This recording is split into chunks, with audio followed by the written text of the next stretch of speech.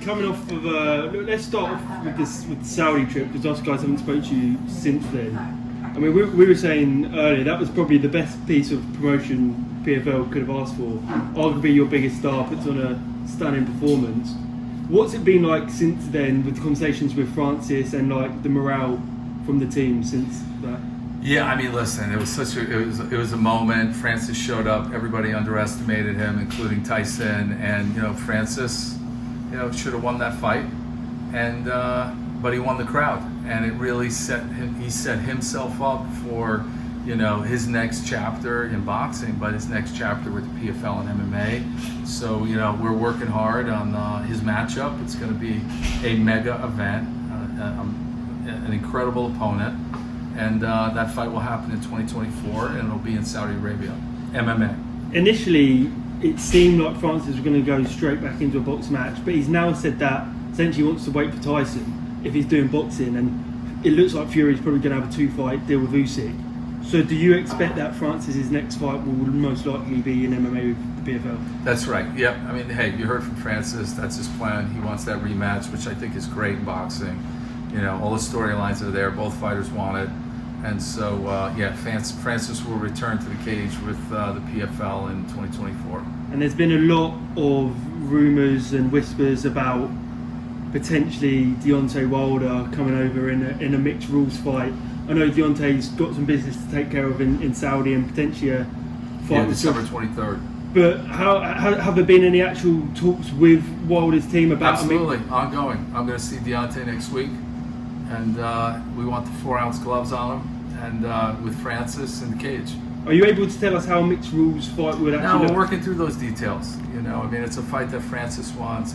It's a fight that we believe Deontay wants, and we're focused on putting it together. And something that really would separate the PFL, because quite literally no one's ever done that. So was that an important factor for you as well? I mean, listen. I mean, just think about the two hardest hitting, fighters that there are, and then for Deontay to have the opportunity to compete in the cage with some modified rules for both of them. I think it's intriguing for fans. I mean, there's a range. Boxing's over here, MMA's over here. Is it in the middle? Is it closer to boxing? That's okay.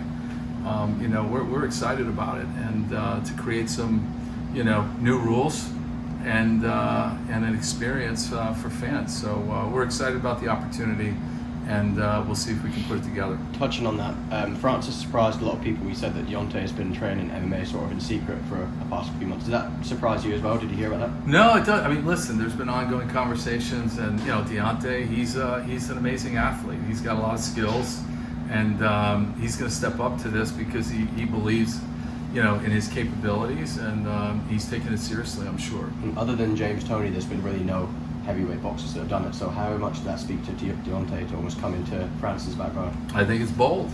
I think it's really bold, and it's a fight that, once again, both of these fighters want.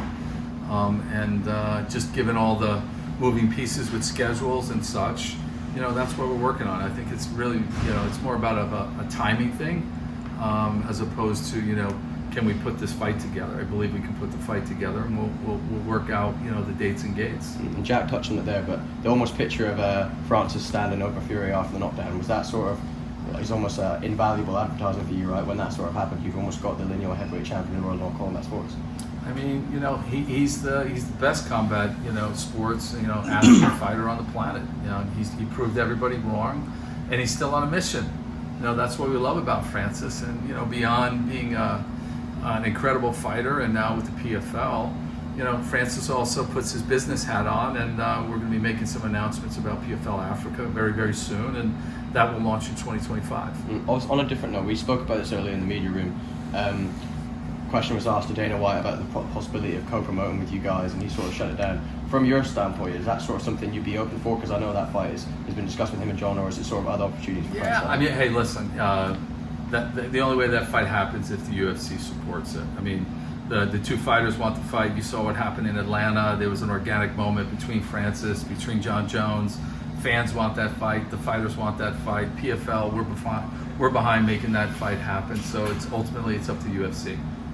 do you think it's more likely the Wilder thing happens? I mean, it seems like he's much more on board than Dana is with putting a fight together. I think as it relates to the next fight, Wilder is definitely much more likely. Is it fair to say that something will happen between Wilder and Francis in 2024? That is our goal. And of course, Saudi is obviously, you've mentioned that's Francis' next fight. It seems like they've kind of fallen in love with him a little bit after the last couple of weeks. Yeah, I mean, how do you not fall in love with him? I mean, what he accomplished, and once again, he while the decision went the other way, he won the crowd, and it was a major moment.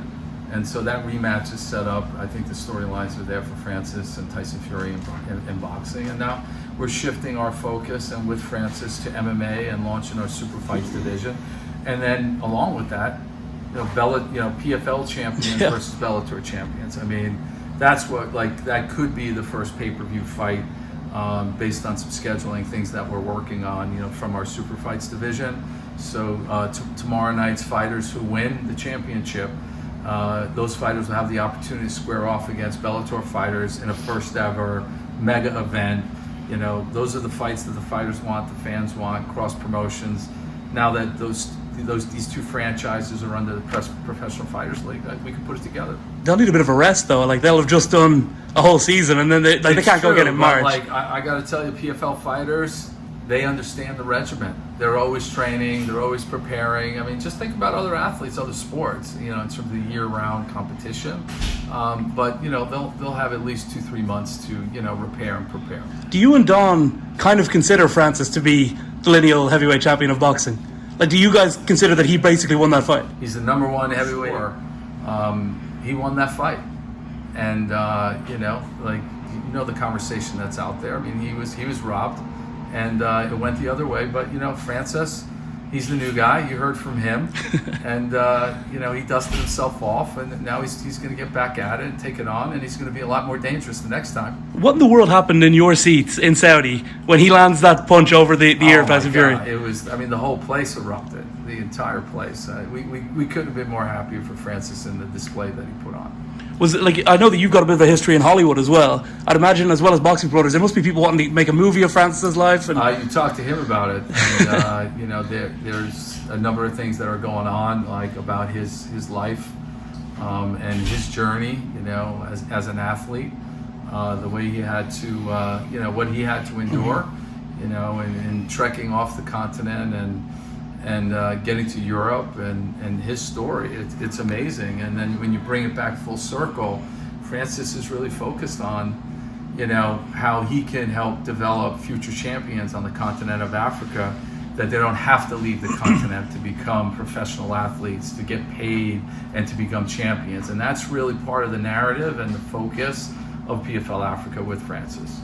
You mentioned the Super Fight series earlier, and Jake Paul's obviously heavily involved in that. We saw him in the PFL gear recently. Interestingly enough, he was in the light heavyweight gear. Is that a bit of a clue as to where we could see him fight, or is that purely coincidental? Yeah, we'll see. I think Jake could play in a couple of different weight classes, but he's training in PFL Smart Cage on his compound, and he's taking it very, very seriously.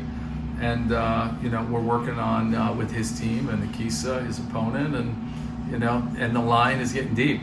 Of top fighters who would like to, take Jake on and be part of that mega event and debut into MMA, and that's possible. It can happen at some point in 2024, but it's all there. And once again, Nate Diaz, we have a ton of respect for Nate, and they're boxing that event.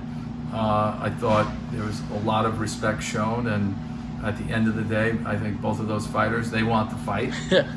They're talking about it, and while there's some conversations, we'll see where it goes. But that's a fight we'd like to also make happen. It's a bit of an interesting one, Jake, isn't it? Because traditionally, for his boxing bouts, you had to bring something to the table. With his next boxing match, he's going a bit more traditional. For you guys, especially if he's going to headline a super fight series, I guess you would also want his opponent to bring something to the table. How would you matchmake for a guy like Jake, who is going to be in his professional debut? Listen, Jake is committed to taking on the very top of the game. So it's not going to be a warm-up fight. Is Brunson maybe someone? I mean, he's making his debut tomorrow see. night. Yeah, we'll see. He's got a little bit of something going on between them. Yeah, we'll see what happens. When was the last time you spoke to him about his balancing his sort of boxing goals and MMA plans? Because I'm sure it's not just going to be a one-fight thing. And if things go to plan for the PFL, With respect to MMA, yes, yeah, no, it's not going to be a one and done. You know, let's get the first one, under our belts or under Jake's belt, and then we'll go from there. But it's not just a hit and run. do you think Jake or Francis will be first? Francis, yeah, for sure. So how many shows are you guys going to have next year? Because you've got you've got the regular season, then you've got the PFL Super Fight Series, and then now the Bellator shows. So is it going to be like once every About fortnight? 36 events in 2024, all globally distributed. I mean, we have the Challenger Series, we have the Global League season, we'll have 2 tempo pay-per-view fights, and then we have PFL Europe will be in its second season, and then we launch PFL MENA, which will be based in Saudi Arabia, so PFL Middle Eastern Fighters, so our second international league, and that'll be a total of 36 events, year-round live competition from all different parts of the world, distributed globally. You're back in Dublin on December the 8th. Do you think there's a chance you guys could, obviously that's going to be a big show, but do you think there's a chance when you go back next year it could be like under the Bellator banner? Because I know those are particularly big shows, those Bellator Dublin shows. Yeah, no, it's, once again, we value the Bellator brand. It's a storied franchise with rich history, great champions and moments, over the last 12 plus years. And these fighters will be competing in a new series, the Bellator International Champion Series. There'll be a title fight, those reigning champions defending their belts, on every card. And then each year we'll have an annual mega event. And once again, PFL champions against Bellator champions. Thank you.